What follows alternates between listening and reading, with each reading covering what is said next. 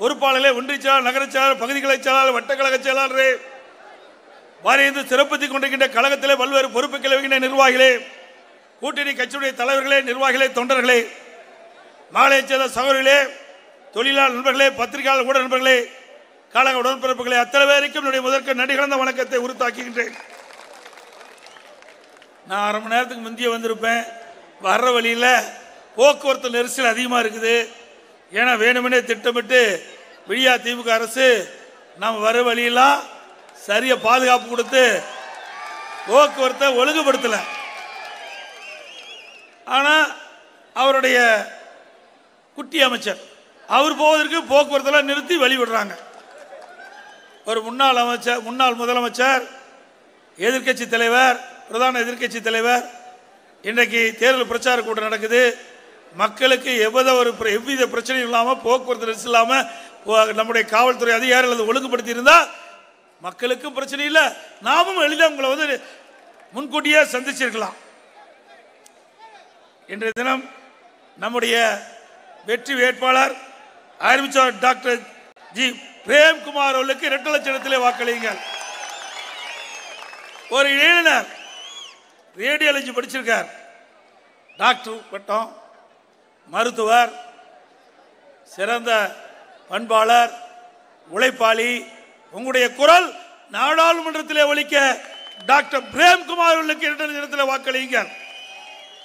அவருடைய தந்தை ஏற்கனவே பூந்தமல்லி முன்னாள் பேரூராட்சி தலைவரா அண்ணன் பூவை நாணவர்கள் இருந்திருக்கின்றார். மூத்த கட்சி உறுப்பினர். குடும்பமே கட்சிக்காக உழைத்தது. அதனால்தான் அவரை தேடி கழகம் அவருக்கு இந்த வாய்ப்பை கொடுத்திருக்கிறார். அனைத்து இந்திய அண்ணா திராவிட முன்னேற்ற கழகத்தில் உழைக்கின்ற குடும்பத்திற்கு ஏதாவது ஒரு பதவி நிச்சயம் உங்களுக்கு வந்து சேரும். அடையாளமாக டாக்டர் பிரேம்குமார் அவர்களே திகழ்வார்கள். இன்றைய தினம் வருகின்ற ஏப்ரல் 19ஆம் தேதி நாடாளுமன்ற தேர்தல். இந்த நாடாளுமன்ற தேர்தலிலே அனைத்து இந்திய அண்ணா திராவிட முன்னேற்ற கழக தலைமையில் அமைக்கப்பட்ட கூட்டணி 39 இடங்கள் தமிழகத்தில், பாண்டிச்சேரி 1, 40 இடங்களிலும் நாம் வெற்றி பெற பாடுபட வேண்டும். வெற்றி நிச்சயிக்கப்பட்டு விட்டது. ஏன்னா வர்ற வழியில் பூராமே இருபுறமும் மக்களுடைய வெள்ளம் அலைமோதிட்டு இருக்குது. இந்த கூட்டத்தை பார்க்கின்ற பொழுது நம்முடைய ஆரவார எழுச்சி பார்க்கும் போது நம்முடைய வேட்பாளர் வெற்றி பெற்று விட்டார். நாம திமுக கூட்டத்தையும் பார்க்கிறோம். அப்படி இடிச்சு வச்சு புலி மாதிரி கோந்திருக்கிறாங்க. அப்படியே அங்கங்க கோந்திருக்கிறாங்க. ஒருத்தர் கூட முகமலர்ச்சி இல்ல. ஏதோ காட்டில் பிடிச்சிட்டு வந்த மிருகத்தை மாதிரி கோர வைக்கிற மாதிரி, தூண்டில் அடைச்ச மாதிரி அடைச்சு வச்சிருக்கிறாங்க. நாம அப்படி இல்லை, உள்ள வர முடியல. கழகத்துடைய ஆரவாரம் எழுச்சி அந்த அளவுக்கு இன்றைக்கு இருக்கின்றது. ஆகவே இந்த எழுச்சி தான் வெற்றிக்கு அறிகுறி. அதோட இன்றைய தினம் திராவிட முன்னேற்ற கழக தலைவர் போராட்டத்தெல்லாம் என்னை பற்றி விமர்சனம் செய்கிறார். அவருடைய மகன் திரு உதயநிதி ஸ்டாலின் அவரும் விமர்சனம் செய்கிறார். அனைத்து இந்திய அண்ணா திராவிட முன்னேற்ற கழக தொண்டனும் சரி, நிர்வாகியும் சரி, பொன்மனச்சம்பல் புரட்சித் தலைவர் எம்ஜிஆர், புரட்சித் தலைவி அம்மா, பள்ளியிலே படித்த மாணவர்கள் ஸ்டாலின் அவர்களே, ஓரளவுக்கு தான் நாங்கள் பொறுத்துட்டு இருக்க முடியும். நீ வேண்டுமெனே திட்டமிட்டு அவதூறு பிரச்சாரத்தை மேற்கொண்டால் அதற்கு எங்களுடைய நிர்வாகிகளும் தொண்டர்களும் தகுந்த பதிலடி கொடுப்பார்கள். இந்த ஸ்ரீபெரும்புதூர் தொகுதி தொழிற்சாலையில் நிறைந்த பகுதி. தொழிற்சாலையில் நிறைந்த பகுதி, சிறு குறு நடுத்தர தொழில் நிறைந்த பகுதி, மக்கள் நெருக்கமாக வாழுகின்ற பகுதி. இந்த பகுதியில் இருக்கின்ற வேட்பாளர் வெற்றி பெற்று வந்தால் தான் இந்த பகுதி ஏற்றம் பெறும், வேலை வாய்ப்பு கிடைக்கும். படித்த இளைஞர்களுக்கு வேலை வாய்ப்பு கிடைக்க வேண்டும் என்று சொன்னால் நம்முடைய வேட்பாளர் டாக்டர் ஜி பிரேம்குமார் வெற்றி பெற்று வர வேண்டும். ஏன்னா அதிகமான தொழிற்சாலை வந்தால் தான் படித்த இளைஞர்களுக்கு வேலை வாய்ப்பு கிடைக்கும். படிச்சுட்டா மட்டும் போதாது, அந்த வேலை வாய்ப்பு உருவாக்கி தர வேண்டும். அதற்கு மத்தியிலே குரல் கொடுக்க வேண்டும். நாடாளுமன்றத்திலே புதிய புதிய தொழிற்சாலைகள் இந்த பகுதியிலே வேலை வாய்ப்பு பெறுவதற்கு நம்முடைய வேட்பாளர் வெற்றி பெற்று வந்தார், அந்த செயலை ஏற்படுத்துவார். ஏன்னா ஒரு நாடாளுமன்ற உறுப்பினர் தான் பெரிய தொழிலை கொண்டு வருவதற்கு மத்தியிலே நாடாளுமன்றத்தில் பேசி கொண்டு வர முடியும். அந்த வாய்ப்பை அவருக்கு தாருங்கள் என்று அன்போடு இந்த நேரத்தில் கேட்டுக்கொள்கிறேன். இன்றைய தினம் இதே புரட்சி தலைவி அம்மா அவர்கள் தமிழகத்தினுடைய முதலமைச்சர் இருக்கின்ற பொழுது 2015 தொழில் முதலீட்டாளர் மாநாட்டை நடத்தினாங்க. இன்றைக்கு தமிழகத்தில் புதிய புதிய தொழில் வருவதற்கு சுமார் 2,62,000 கோடி தொழில் முதலீட்டை ஈர்த்து புதிய புதிய தொழில்கள் தமிழகத்திற்கு வந்து லட்சக்கணக்கான பேருக்கு வேலை வாய்ப்பு கிடைச்சது. அதே வழியில் வந்து அம்மாவுடைய அரசு 2019 தொழில் முதலீட்டாளர் மாநாட்டில் நடத்தினோம். 304 புரிந்துணர்வு ஒப்பந்தம் போட்டோம். 3,05,000 கோடி தொழில் முதலீட்டை ஈர்த்தோம்.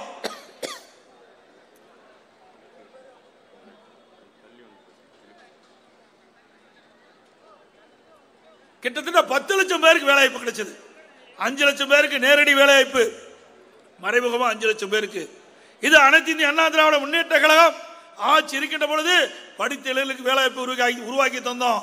தமிழ்நாடு பொருளாதார மேம்பாடு அடைவதற்கு இன்றைக்கு அண்ணா திமுக அடித்தளம் வழங்கியது. திமுகவும் தொழில் முதலீட்டு மாநாட்டம் நடத்தினாங்க. எந்த தொழில் வந்தது என்னன்னே தெரியல. நான் வெள்ளை அறிக்கை கேட்டோம், இது வரைக்கும் கிடைக்கல. ஆனால் இங்க இருக்கிற முதலமைச்சர் வெளிநாடு போய் தொழில் முதலீட்டு ஈர்ப்பதற்காக துபாய் போனார். என்ன தொழில் வந்தனே தெரியல. அண்மையில் ஸ்பெயின் போனார். ஸ்பெயினில் 10 நாள் போய் இருந்தார். எல்லா பத்திரிகை ஊடகத்திலையும் செய்தி வந்தது.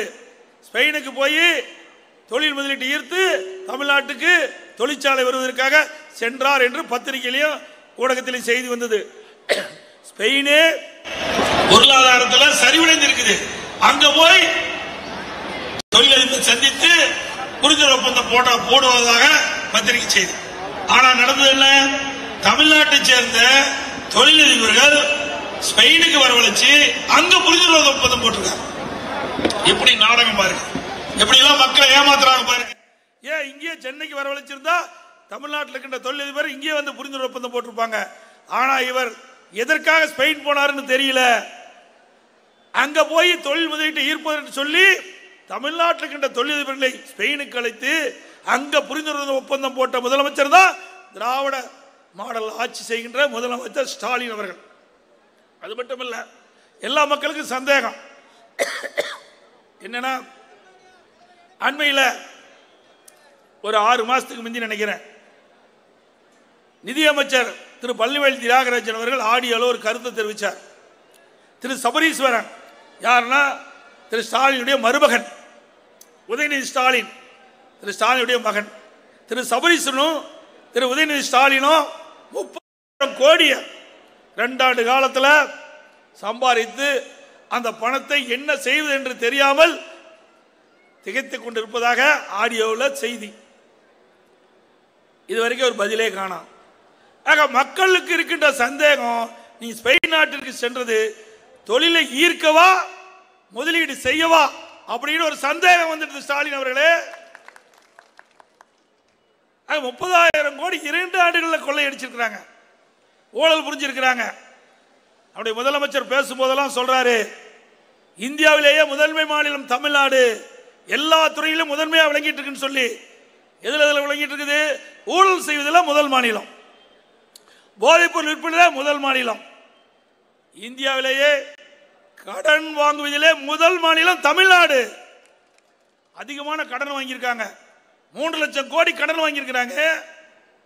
என்ன செஞ்சிருக்கிறாங்க? ஒரு திட்டமும் இல்லை. அனைத்து இந்திய அண்ணா திராவிட முன்னேற்ற கழக ஆட்சியில் நிறைய திட்டங்களை கொண்டாந்து நிறைவேற்றிக்கிறோம். அதெல்லாம் நான் தெளிவாக சொல்ல இருக்கிறேன். ஆனால் தேர்தல் பிரச்சாரத்தின் போது திரு ஸ்டாலின் அவர்கள் எங்களை பற்றி விமர்சனம் செய்வதுதான் வாடிக்கை வச்சிருக்காரு. ஆனால் இவர்கள் ஆட்சிக்கு வந்த பிறகு என்னென்ன திட்டத்தை நாட்டு மக்களுக்கு கொண்டு வந்தேன் என்று எந்த இடத்திலையும் குறிப்பிட்டு சொல்லி பேசுவதில்லை. அதே போல 5 ஆண்டு காலம் நாடாளுமன்ற வந்திருக்கிறார். இங்க இருக்கிற நாடாளுமன்ற திரு பாலு அவர்கள், டிஆர் பாலு அவர்கள், இந்த 5 ஆண்டு காலத்தில் இந்த தொகுதியில் ஸ்ரீபெரும்புதூர் தொகுதியில் எந்த திட்டத்தை கொண்டு வந்திருக்காருங்களா? கொண்டு வந்திருக்கிறாரா? கொண்டு வரல, இல்லை, ஆளே இல்லை. அதுதான் ஒட்டுனா நிறைய இடத்துல ஸ்டிக்கர் மாதிரி ஒட்டி இருந்தாங்க. எம்பி கண்டா வர சொல்லுங்கன்னு, கண்டா வர சொல்லுங்களா, கண்டா வர சொல்லுங்கன்னு ஒட்டினாங்க. பரவாயில்ல, அவருக்கு நன்றி. இப்படி அருமையான ஒரு கருத்தை சொன்னவருக்கு நன்றி. அந்த போஸ்ட் ஓட்டருக்கு நன்றி. கண்டா வர சொல்லுங்க, அது டிஆர் பாலுக்கு பொருந்தும். எங்கேயுமே வரலைங்க. 5 ஆண்டு காலம் உருண்டு ஓடி போச்சு. என்ன செஞ்சான்னு தெரியல. அப்படிப்பட்டவர் மீண்டும் இப்போ போட்டிடுறார். அவர் வந்து என்ன பண்ண போறார்? அவர் வந்து என்ன பண்ண போறாரு? 5 ஆண்டு காலம் ஒரு வாய்ப்பு கொடுத்தாங்க, ஒண்ணுமே செய்யல. மத்தியில் போராடி வாதாடி இந்த ஸ்ரீபெரும்பூர் நாடாளுமன்ற தொகுதிக்கு உட்பட்ட பகுதியில் ஏதாவது புதிய தொழிற்சாலை கொண்டாந்தாரையா? கொண்டாந்துருக்காங்களா? இல்ல மத்திய அரசு நிதி பெற்று ஏதாவது புதிய திட்டத்தை கொண்டாந்துருக்கீங்களா? ஒண்ணுமே கிடையாது. அப்பயே மக்களை சந்திச்சு மீண்டும் வாக்களை பெற்று ஆட்சி அதிகாரத்தில் இருக்கணும். இதுதான் அவருடைய எண்ணம். அவருடைய கனவு என்னன்னா இந்தியா கூட்டணியா. இவர் என்னைக்கு இந்தியா கூட்டணி அன்னைக்கு பிடிக்கிட்டு போயிடுச்சு. ஸ்டாலின் என்னைக்கு சொன்னாரோ அன்னைக்கே நிதிஷ்குமார் அதுல இருந்து வெளியே போயிட்டார். ஒவ்வொரு அந்த இந்தியா கூட்டணியில் இருக்கின்ற 26 கட்சி இருக்குது. ஒவ்வொன்றும் ஒரு கொள்கையுடைய கட்சி. இவெல்லாம் ஒன்னா சேர்ந்து இவள் ஆட்சி அமைக்கிறது நிஜமா? ஒரு ஒற்றுமையே கிடையாது. தேர்தலே ஒற்றுமை கிடையாது. அப்புறம் எங்க போய் ஆட்சி அமைக்க போறாங்க? ஒரு கார் போயிட்டு வச்சுங்க, ஒவ்வொரு டயரா கழட்டிட்டு போது பாருங்க. அது மாதிரி இந்தியா கூட்டணியில் இருக்கிற ஒவ்வொரு தலைவரா வெளியேறிக்கிட்டே இருக்கிறாங்க. ராசியான ஆளு. போன தடவை அப்படிதான் சொன்னார். 2019 திரு ராகுல் காந்தி தான் பிரதமர்னார். எதிர்கட்சி அந்தஸ்து கூட எழுந்துட்டாங்க. அது வரைக்கும் எதிர்கட்சி அந்தஸ்து இருந்தது காங்கிரசுக்கு. திரு ஸ்டாலினுடைய வாய் முகூர்த்தம் என்னமோ அந்த வாய்ப்பே காங்கிரசுக்கு போயிட்டது. அப்படிப்பட்ட ராசியானவரே இந்தியா கூட்டணி அடுத்த ஆட்சி அமைக்கதான். திரு ஸ்டாலின் அவர்களே, உங்களுடைய பகல் கனவு ஒருபோதும் பலிக்காது. அதே நேரத்தில் மத்தியிலே யார் ஆட்சிக்கு வந்தாலும் தமிழ்நாட்டை புறக்கணித்தால் நிச்சயம் தமிழ்நாட்டு மக்கள் அதுக்கு தகுந்த பதிலடி கொடுப்பார்கள். இன்னும் சொல்ல போனா திரு ஸ்டாலின் சொல்றாரு, எடப்பாடி பழனிசாமி ஏன் இன்னும் பாரதிய ஜனதா கட்சி எதுக்கலீங்க? நான் தடி குத்திக்கிட்டே போய் எதுக்க முடியும்? சண்டை போட முடியுமா? ஏங்க ஒரு கூட்டணியில் இருந்தோம், கூட்டணியிலிருந்து வெளியில் வந்துட்டோம். கூட்டணியில் இருக்கிற வரைக்கும் கூட்டணி தர்மத்தை கடைபிடிச்சோம். வெளியில் வந்த பிறகு அவர்களை தாறுமாறா பேசினா நம்மளை என்ன நினைப்பாங்க? இப்போ ஒரு தேமுதிக வந்து கூட்டணியில் இருக்குது. அப்படி இருக்கும்போது மறுபடியும்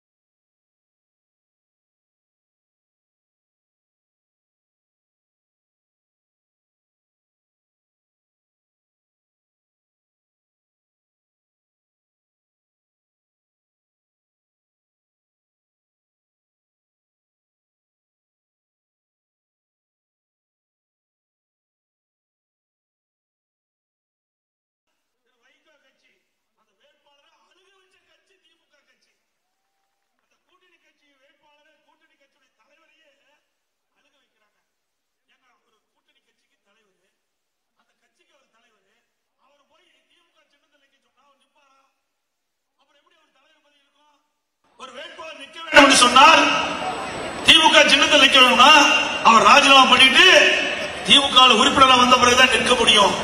வேணுமெனே திட்டமிட்டு அவருடைய கட்சியை கலைத்து இவருடைய சின்னத்தில் வந்து நிக்க சொன்னா யார் ஏத்துக்குவா?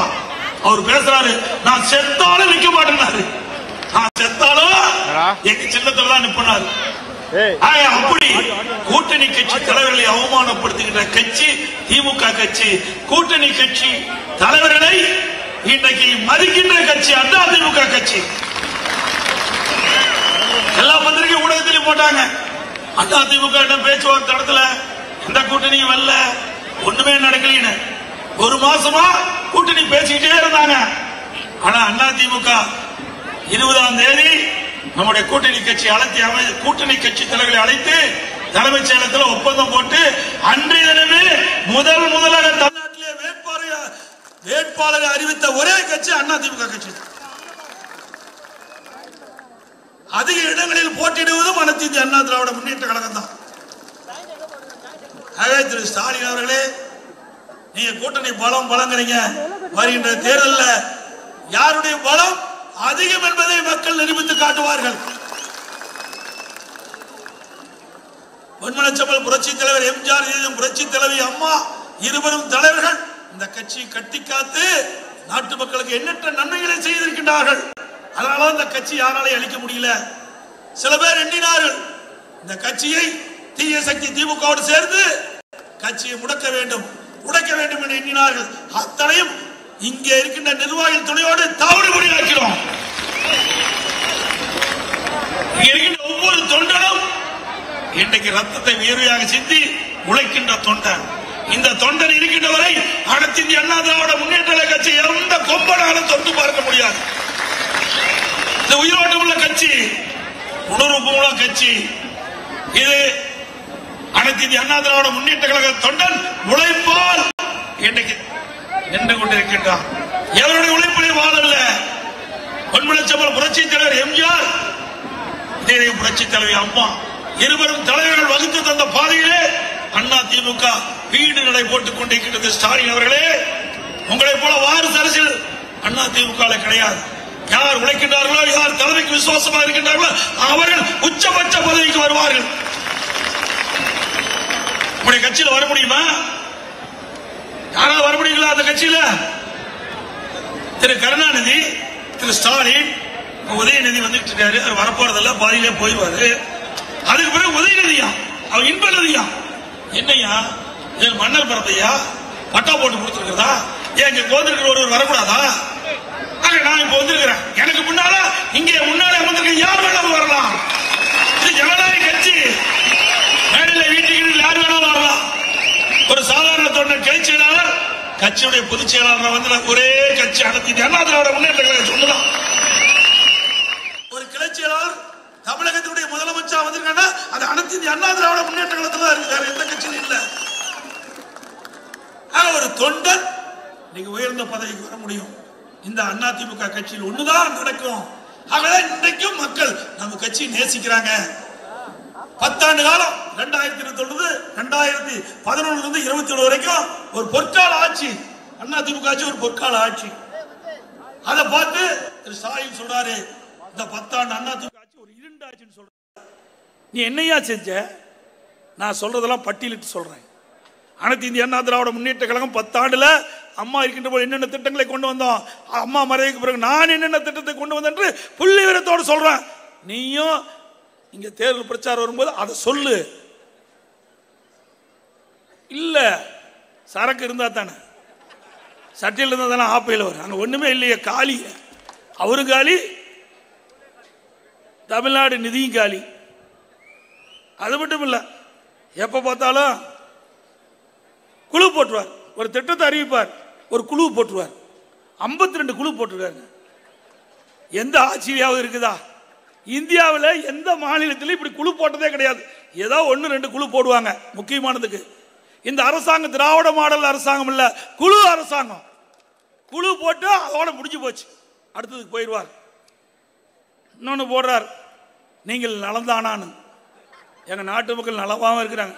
என்னைக்கு திமுக ஆட்சி வந்தது அன்னைக்கெல்லாம் நலமெல்லாம் போயிட்டுது. தொலைபேசியில் நீங்கள் நலமான்னு கேட்டு விசாரிக்கிறான். இது யார் சொல்லி கொடுத்தாங்களே தெரியல, பாவம். ஏதோ அவரை முடிக்கணும்னு நினைச்சாங்க. இதை மக்கள்கிட்ட கேளுங்கனாங்க.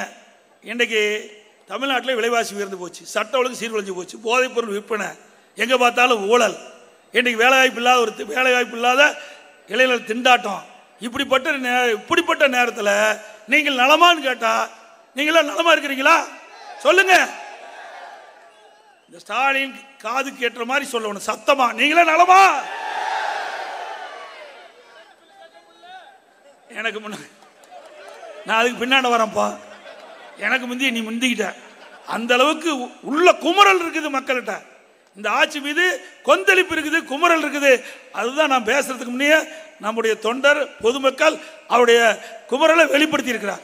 நீ பார்த்தீங்கன்னா ஆட்சிக்கு வருவதற்கு முன்னே நாங்கள் சொத்து வரி ஏற்ற மாட்டோம். இந்த வீடு இருக்குன்னு வச்சுங்க, அண்ணா திமுக ஆட்சியில் 1000 ரூபா இன்றைக்கு வீட்டு வரி கட்டினா இப்போ 2000 ரூபா கட்ட வேணும். ஓட்டு போட்டதுக்கு மொய். யாராவது ஓட்டு கேட்க வந்தால் நிறுத்தி வச்சுக்கம்மா, நீ 1000 ரூபாய்க்கு கொடுத்துட்டு அப்புறம் நான் ஓட்டு போடுறேன்னு சொல்லுங்க. ரெண்டாவது, இவர் கடை வச்சிருக்கான்னு வச்சுக்கங்க, 1000 ரூபா வரி இருந்தா இப்போ 2500 ரூபா கட்டணும். 150% உயர்த்திட்டாங்க. எல்லாம் பாருங்க, இந்த கடை இங்கெல்லாம் கடை இருக்குது, ஏசியெல்லாம் வச்சிருக்காங்க, லைட்லாம் எரியுது. அண்ணா திமுக ஆட்சியில் குறைந்த கட்டணம், இந்த மின் கட்டணம் இப்போ 52% உயர்த்திட்டாங்க. சாதாரணமாக 52% இல்லை, ஸ்லாப் வச்சுட்டாங்க. ஒரு குறிப்பிட்ட யூனிட் வரைக்கும் அவ்வளவுதான். அதுக்கு மேல டபுள் சார்ஜ். முதல் அதிமுக ஆட்சியில் 1000 ரூபாய் கரண்ட் பில் கட்டினா இப்போ 3000 ரூபாய் கரண்ட் பில் கட்டணும். 3000 ரூபாய் கரண்ட் பில் கட்டணும். ஓட்டு போட்டதுக்கு ஸ்டாலின் கொடுக்குற பரிசு, சிறப்பு பரிசு. ஓட்டு போட்ட மக்களுக்கு ஸ்டாலின் கொடுக்கிற சிறப்பு பரிசு. இவ்வளவு கரண்ட் பில்லை ஏத்திட்டு நாட்டு மக்கள் நலமாங்கிறார். எவ்வளவு வேடிக்கையா இருக்குது பாருங்க. அதோட எப்ப பார்த்தாலும் நீட்டை பிடிச்சிக்கிறார். நீட் தேர்வு ரத்து, நீட் தேர்வு ரத்து. எத்தனை முறை தான்ப்பா சொல்லுவேன்? 2019 தேர்தல் அறிக்கையிலையும் நீட் தேர்வு ரத்து, 2021 சட்டமன்ற பொதுத் தேர்தல் போதும் அவருடைய தேர்தல் அறிக்கையில நீட் தேர்வு ரத்து, இப்ப 2024 நாடாளுமன்ற தேர்தலையும் நீட் தேர்வு ரத்து. அப்படின்னு 5 வருஷம் உங்க எம்பி இன்னும் பண்ணிட்டு இருந்தாங்க. இதெல்லாம் நாடாளுமன்றத்தில் பேச வேண்டிய விஷயம்.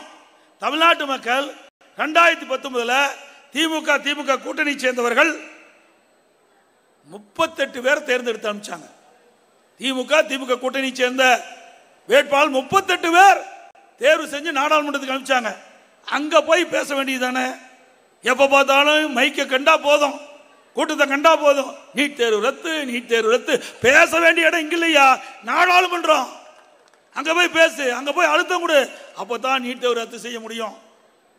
அந்த எம்பிக்கெல்லாம் தில்லு திராணி தெம்பு கிடையாது. முதலமைச்சருக்கும் கிடையாது, அவருடைய மகனுக்கும் கிடையாது, எம்பிகளுக்கு கிடையாது, கட்சிக்காரருக்கே கிடையாது. ஆனா இதே அதிமுக உச்சநீதிமன்ற காவிரி தீர்ப்பு வந்தது. நம்ம கூட்டணியில் அங்க வச்ச பாரதிய ஜனதாவோட அப்ப நம்ம 37 நாடாளுமன்ற இருந்தாங்க 2010 2019.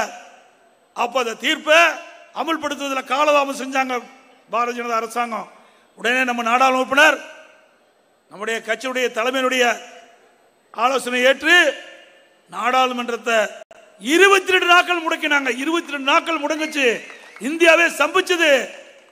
அப்படி அழுத்தம் கொடுத்தோம். அதனால உச்சநீதிமன்ற தீர்ப்பின்படி காவிரி மேலாண்மை ஆணையம், காவிரி நீர்முறைப்படுத்த குழு மத்திய அரசு அமைச்சது. இதுதான் அதிமுக. இதே அதிமுக இந்த வாய்ப்பை கொடுத்திருந்தா நாம அழுத்தம் கொடுத்து தமிழ்நாட்டு மக்களுக்கு தேவையான திட்டங்களை பெற்றுப்போம், நிதியை பெற்றுப்போம், இப்படிப்பட்ட பிரச்சனை தீர்த்திருப்போம். இந்த நீட் தேர்வை கொண்டு வந்தது 2010 காங்கிரஸ் ஆட்சி. திமுக அங்க வைக்குது அமைச்சரவையில். நாமக்கல் நாடாளுமன்ற உறுப்பினர் காந்தி செல்வன் மத்திய சுகாதாரத்துறை இணை அமைச்சர் 2010 டிசம்பர் 21 தான் மெடிக்கல் கவுன்சில் ஆஃப் இந்தியா அதுதான் வெளியிடுறாங்க. கொண்டு வந்தது திமுக, ரத்து செய்வன் சொல்லுவதும் திமுக. எவ்வளவு வேடிக்கை பாருங்க. எப்படிலாம் மக்களை ஏமாத்துறாங்க பாருங்க.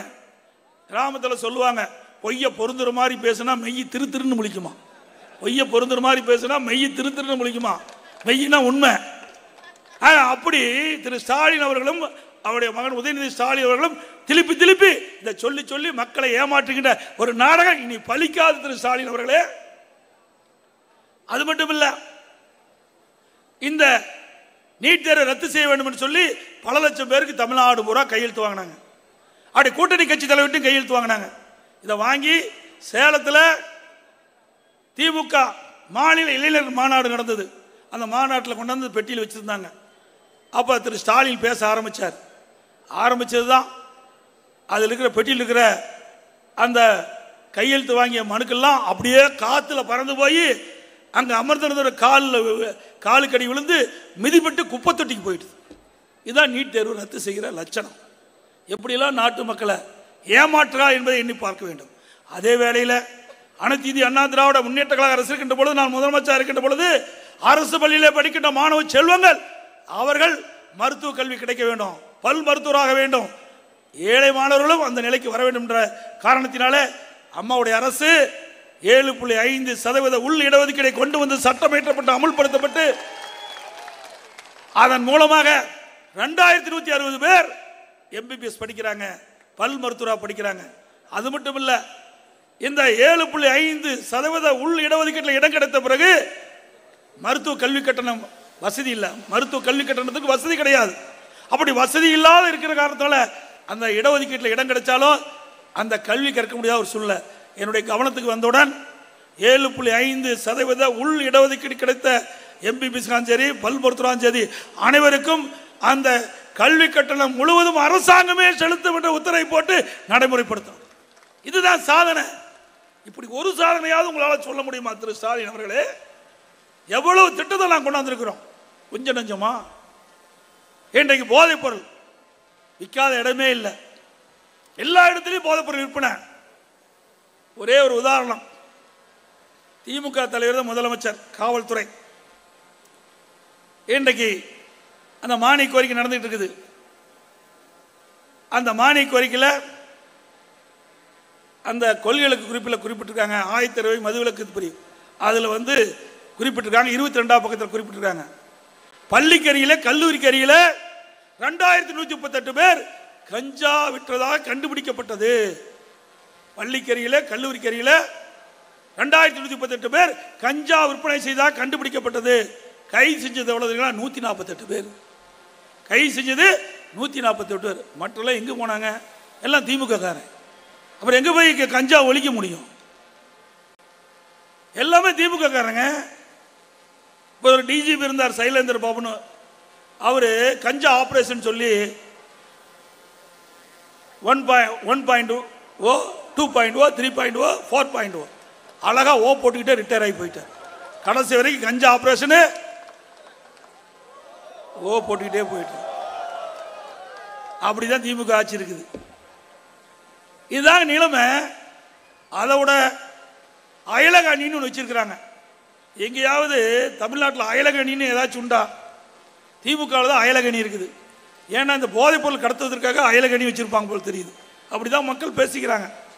அதில் திமுக சென்னை மேற்கு மாவட்டத்தில் அயலக அணி துணை அமைப்பாளர் ஜாபர் சாதிக்குன்னு ஒருவர், அவர் போதைப்பொருள் கடத்தல், வெளிநாட்டுகளுக்கு போதைப்பொருள் கடத்ததாக போதைப்பொருள் தடுப்பு பிரிவு அதிகாரிகள் அவரை கைது செஞ்சிருக்கிறாங்க.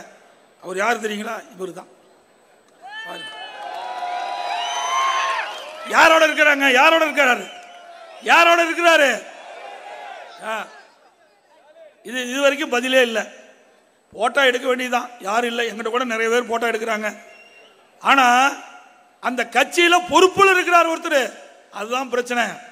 அதே போல இன்னொருத்தர் யாரோட இருக்காருங்க? யாரோட இருக்காரு? இப்படி ரெண்டு பேரும் அந்த போதைப் பொருள் ஆசாமியோட புகைப்படத்திற்காக அவர் என்ன கொடுக்குறாருன்னு தெரியல, அவர்களுக்கு தான் தெரியும். ஆக இப்படி போதைப் பொருள் கடத்தல் ஈடுபட்டுகின்ற திமுக நிர்வாகி பிடிபட்டது மட்டும் 2000 கோடி. இப்படி 3 ஆண்டு காலமா போதைப் பொருள் வெளிநாட்டு கடத்திருக்காரு. ஆயிரக்கணக்கான கோடி இந்த போதைப் பொருள் மூலமாக சம்பாதிக்கப்பட்டதாக செய்திகள் வருது. ஆக இப்படி போதைப் பொருள் நிறைந்த மாநிலமா இந்த விடியா திமுக ஆட்சியில் பார்க்கப்படுகிறது. அது மட்டும் இல்ல, இன்றைக்கு அரசாங்கத்துடைய பணத்தை எப்படியெல்லாம் வீணடிக்கிறாங்க பாருங்க. அதாவது ஏற்கனவே கார் பந்தயம் நடத்துறதுக்கு இருங்காட்டு கோட்டையில் கார் பந்தய மைதானம் வச்சிருக்கிறாங்க. இருங்காட்டு கோட்டையில் கார் பந்தயம் நடத்துவதற்கு ஒரு மைதானம் இருக்குது. அங்கே கார் பந்தயம் நடத்தினா பிரச்சனை கிடையாது. ஆனால் இங்க இருக்கின்ற நம்முடைய தமிழ்நாட்டுடைய விளையாட்டுத்துறை அமைச்சர் உதயநிதி ஸ்டாலின் விளையாட்டா அரசாங்கத்தை பணத்தை, உங்களுடைய வரி பணத்தை 42 கோடி செலவு செஞ்சு சென்னையில் போக்குவரத்து நெரிசல் அதிகமாக உள்ள பகுதி இந்த நேப்பியார் பாலம், அவரை நம்ம தலைமைச் செயலகம், அங்கே துறைமுகம், இந்த பக்கம் வந்தா ஹாஸ்பிட்டல், அங்கே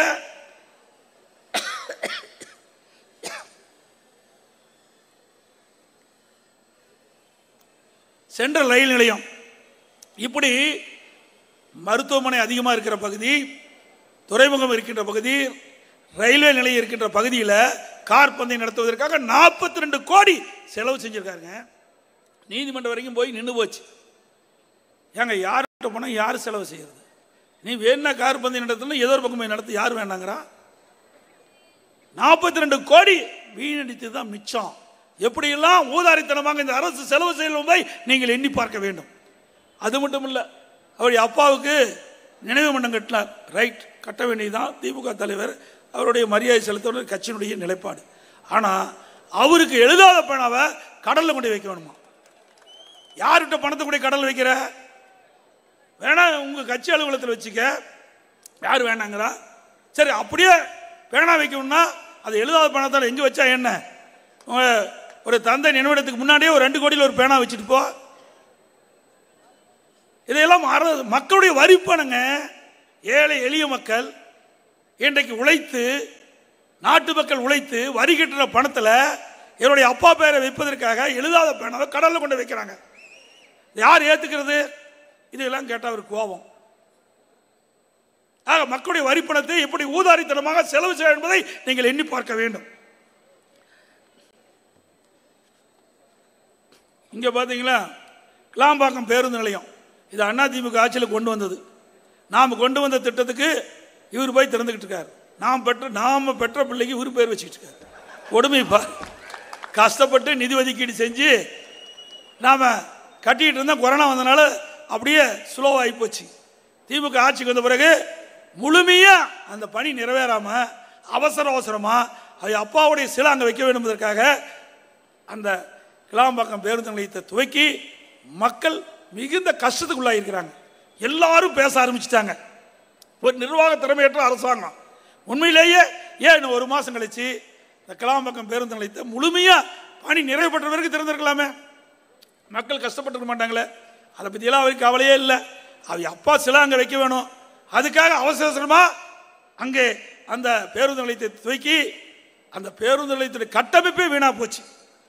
அது மட்டும் இல்லை, இந்த பகுதி சிறு குறு நடுத்தர தொழில் நிறைந்த பகுதி. இது மின்கட்டண உயர்வு, அதனால் இந்த தொழில் பாதிப்புக்குள்ளாகி இன்றைக்கு மக்கள்லாம் வேலைவாய்ப்பு இல்லாமல் இன்றைக்கு இருக்கின்ற சூழ்நிலையை பார்க்குறோம். இந்த ஆட்சியில் படித்தவர்களுக்கு வேலை கிடையாது. ஏற்கனவே இருக்கின்ற தொழில் இன்றைக்கு சரிவடைந்து இருக்கின்றது. இப்படிப்பட்ட நிலைமையெல்லாம் மாற வேண்டும் என்றால் மீண்டும் அனைத்து இந்திய அண்ணா திராவிட முன்னேற்ற கழகம் ஆட்சிக்கு வர வேணும். அப்போதான் இதெல்லாம் நிறைவேற்ற முடியும். பல அறிவிப்பு கொடுத்தார். 520 அறிவிப்புகள் கொடுத்தார். 1 2 இல்லை. என்ன செய்யவா போகிறோம்? கொடுக்கறத கொடுத்துடலான்னு ஒரு புக்கு போட்டு கொடுத்துட்டார். ஒரு 10% அறிவிப்பு கூட நிறைவேற்றலிங்க. இன்னும் சொல்ல போனால் திமுக ஆட்சிக்கு வந்த உடனே என்ன சொன்னார்? நாங்கள் திமுக தேர்தல் அறிக்கையில் ஆட்சிக்கு வந்த உடனே குடும்ப தலைவிக்கு 1000 ரூபாய் உரிமை தொகை வழங்கன்னு சொன்னார். எல்லாருக்கும் கொடுத்து அப்படி தானே சொன்னார். பத்திரிகையில் வந்தது அப்படி தான். அப்படி தேர்தல் அறிக்கையில் இருக்குது. ஆனால் தகுதியின் அடிப்படையில் தான் கொடுப்பனார். அதையாவது ஒழுங்காக கொடுத்தாருன்னா அதுவும் இல்லை. அனைத்து இந்திய அண்ணா திராவிட முன்னேற்ற கழக சட்டமன்ற உறுப்பினர்கள், நம்முடைய கழக நிர்வாகிகள் பொதுக்கூட்டத்தில் தொடர்ந்து பேசிக்கிட்டு இருந்தோம். திரு ஸ்டாலின் அவர்களே, உங்களுடைய தேர்தல் அறிக்கையில் குறிப்பிட்டிருக்கிறீங்க, குடும்ப தலைவிக்கு மாதந்தோறும் 1000 ரூபாய் உரிமை தொகை வழங்கப்படும், எப்பொழுது வழங்கப்படும் என்று அழுத்தம் கொடுத்தோம். பலமுறை சட்டமன்றத்தில் பேசினேன். நம்முடைய சட்டமன்ற உறுப்பினர்கள் பலமுறை சட்டமன்றத்தில் பேசினாங்க. நம்முடைய அதிமுக பொதுக்கூட்டத்தில் பலமுறை இந்த அரசாங்கத்துக்கு அழுத்தம் கொடுத்தோம். வேற வழி இல்லாம தான் குடும்ப தலைவிக்கு 1000 ரூபாய் கொடுத்தார். 27 மாசம் கழிச்சு கொடுத்தார். அப்படின்னா 27,000 ரூபாய் போச்சு. இதே அனைத்து இந்திய அண்ணா திராவிட முன்னேற்ற கழகம் ஆட்சிக்கு வந்திருந்தா கொடுக்கப்பட்ட வாக்குறுதியை 3 மாசத்தில் நிறைவேற்றி காட்டியிருப்போம். அதே மாதிரி வீடுகளுக்கு கேஸ் சிலிண்டர் 100 ரூபாய் மானியம் கொடுக்குறாங்க. கொடுத்தாங்களாமா? கொடுக்கல. பெட்ரோல் டீசல் குறைக்கிறாங்க. பெட்ரோலுக்கு மட்டும் 3 ரூபா குறைச்சிட்டு 5 ரூபா வாக்குறுதி, அதுவும் செய்யல. டீசல் 4 ரூபா குறைக்கிறாங்க, இது வரைக்கும் குறைக்கல. இந்த மத்திய அரசும் குறைக்க வேணும். ஏன்னா மத்திய அரசுக்கு தான் வெளிநாட்டிலிருந்து கச்சா எண்ணெய் இறக்கி இங்க பெட்ரோல் டீசல் விற்பனை செய்யறாங்க. மத்திய அரசு குறைந்த விலையில கச்சா எண்ணெய் இறக்கி அதிக வரி போட்டு இன்றைக்கு விற்பனை செய்யறாங்க. ஆகவே மத்திய அரசு மக்களுடைய கஷ்ட நஷ்ட துன்பங்களை உணர்ந்து இந்த பெட்ரோல் டீசல் விலையை குறைக்கப்பட வேண்டும். அது அனைத்து இந்திய அண்ணா திராவிட முன்னேற்றங்களுடைய தேர்தல் அறிக்கையை நான் குறிப்பிட்டிருக்கிறோம். விலைவாசி உயர்வு நான் ஏற்கனவே சொன்னேன். 1 கிலோ 15 ரூபா அரிசி விலை 15 ரூபா ஏறி போச்சு. 1 கிலோ அரிசி 15 ரூபா உயர்ந்துட்டது. மளிகை சாமானம் 40% உயர்ந்துட்டது. எப்படி? மக்களுக்கு வருவாய் குறைவு, செலவு அதிகம், மக்கள் கஷ்டப்படுறாங்க. அதனால தான் மக்கள் நிம்மதியாக இருக்க முடியல. இந்த நிலையில நீங்கள் நலமான்னு கேட்கிறார் ஸ்டாலின். திரு ஸ்டாலின் அவர்களே, மக்கள் படுகிற துன்பத்தை பார்த்து நீயாவது தெரிந்து கொள்ளுங்க.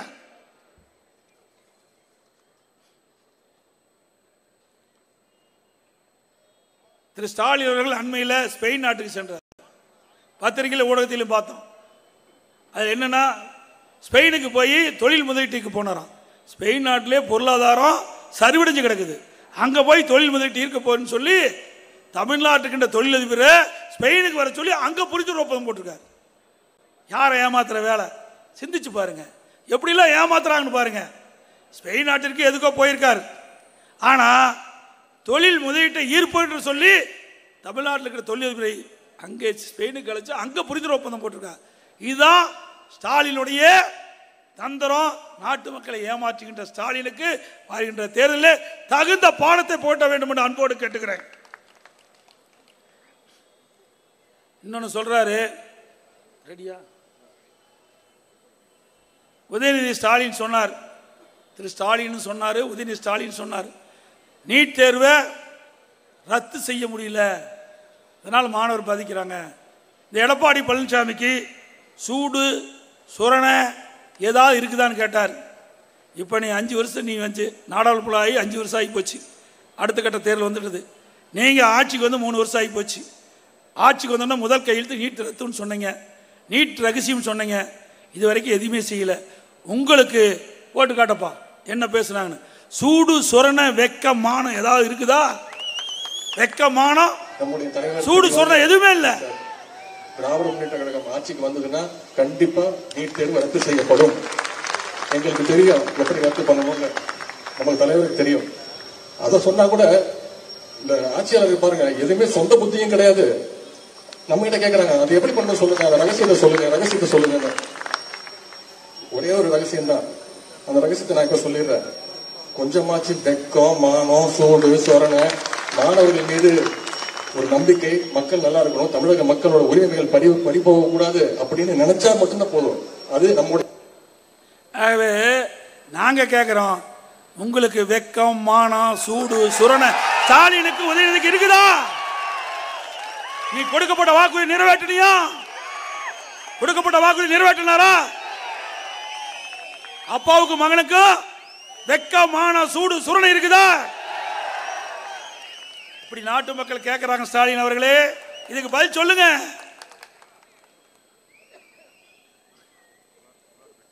அப்புறம் இவர் எதிர்கட்சியா இருக்கும்போது இந்த பெட்டி வச்சுக்கிட்டார்.